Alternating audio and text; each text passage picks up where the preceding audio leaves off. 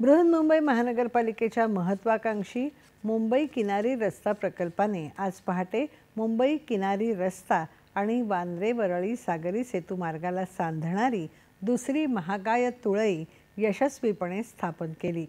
पहाटे 3 वाजल्यापासून सुरू झालेली ही मोहीम पहाटे 6:07 यशस्वीपणे पार पडली।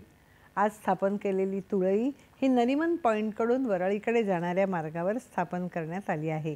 ही तुळई 2,500 मेट्रिक टन वजनाची असून 143 मीटर लांब, 31.7 मीटर रुंद आणि 31 मीटर उंच आहे।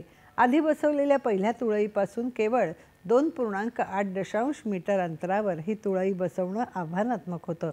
मुंबई महानगरपालिका आयुक्त भूषण गगराणी, पूर्व उपनगराचे अतिरिक्त महानगरपालिका आयुक्त डॉक्टर अमित सैनी यांच्या मार्गदर्शनाखाली ही मोहीम पार पाडण्यात आली।